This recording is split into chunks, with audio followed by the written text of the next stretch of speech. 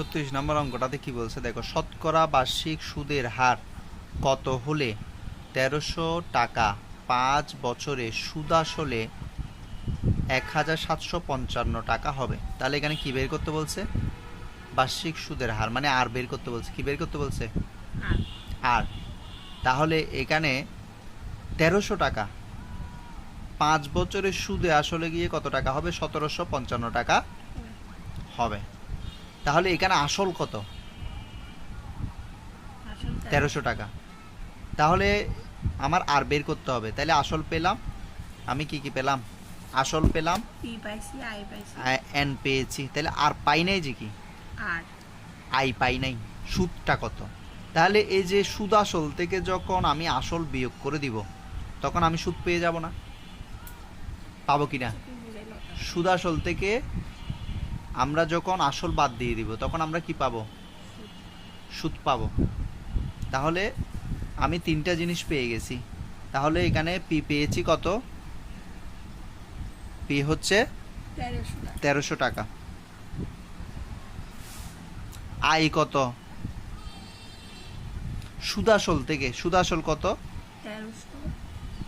1755 টাকা থেকে আমি 1300 টাকা বাদ দিলে না, আসলটা যখন বাদ দিয়ে দিব আর বাকি অংশটা হচ্ছে কি? সুদ।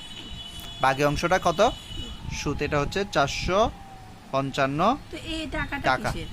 এটা সুদ আসল, সুদ যোগ আসল। আর এটা যদি না বুঝো তাহলে এ দেখো, সুদ আসল মানে হচ্ছে পি যোগ আই।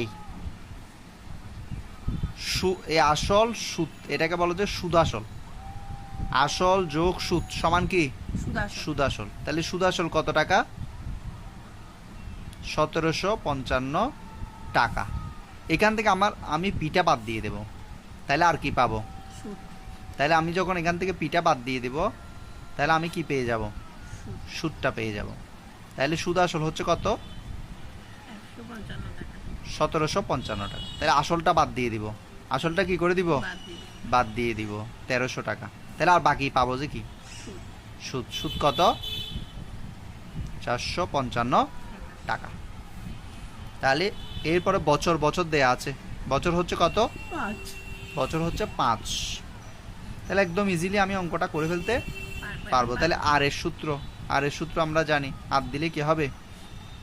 উপরে যেরকম আই ইন্টু 100, নিচে হচ্ছে পি আর হচ্ছে এন। তাহলে এই জটিল অঙ্কটা আমার একদম ইজিভাবে হয়ে গেল। তাহলে আই হচ্ছে কত? 455। তারপর উপরে 100